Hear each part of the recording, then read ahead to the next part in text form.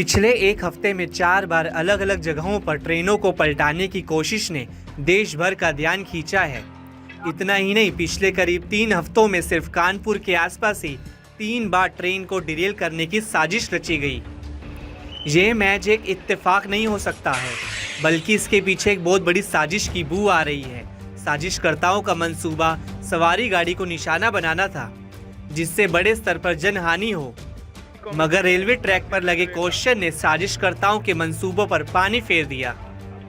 यही वजह है कि एक साथ ऐसे चौंका देने वाले मामलों की बाढ़ आने से केंद्रीय एजेंसियां एक्टिव मोड में आ गई हैं। स्थानीय पुलिस की मदद से कई अहम सुरागों को खंगाला जा रहा है। चप्पे चप्पे पर खुफिया विभाग खाक छानने में जुटा है। पिछले कई महीनों से भारतीय रेलवे लगातार हादसों के मकड़ जाल में उलझता दिख रहा है। एजेंसियां ये भी जानने की कोशिश में है कि इसके पीछे कोई आतंकी संगठन शामिल है या ये लोन वुल्फ अटैक है, जिसमें कुछ लोग अपना ग्रुप बनाकर किसी बड़े हादसे को कराने की साजिश रच रहे हैं। फिलहाल एजेंसियों को कोई अहम सुराग नहीं मिला है। बीते दिनों में रेलवे को निशाना बनाने के कई मामले सामने आने के बाद इसमें आतंकी संगठनों की भूमिका को नकारा नहीं जा रहा है। मामले में जांच एजेंसियों को अहम सुराग हाथ लगे हैं। ट्रैक उड़ाने और ट्रेन में आग लगाने का षड्यंत्र रचा गया था। आरपीएफ भी इस दिशा में जांच कर रही है।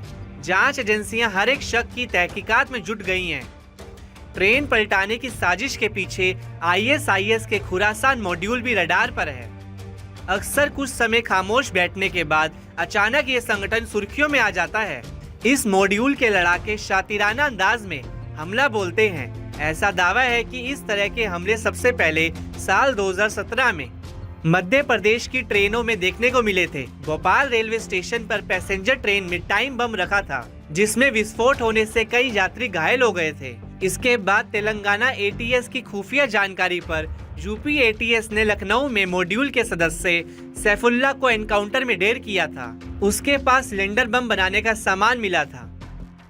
ऐसी आशंका जताई जा रही है कि इस तरह की घटनाएं खुरासान मॉड्यूल ही करवाता है। वारदात को अंजाम तक पहुंचाने में लोकल मॉड्यूल की मदद ली जाती है।